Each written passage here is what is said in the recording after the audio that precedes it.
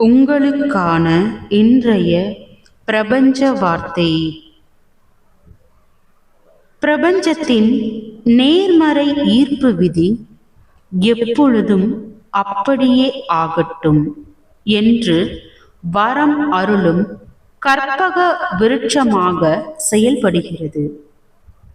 நாம் எதை கேட்கிறோம் என்ற சுய நினைவு மட்டுமே நமக்கு தேவை.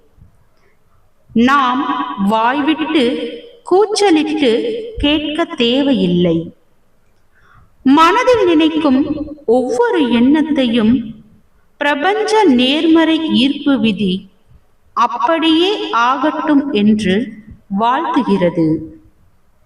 சுய நினைவுடன் நினைத்தாலும் சுய நினைவில்லாமல் நினைத்தாலும் பிரபஞ்சம் அது அப்படியே ஆகட்டும் என்று வாழ்த்துவதால் அவரவர் எண்ணங்களுக்கு பொறுப்பு அவரவரே.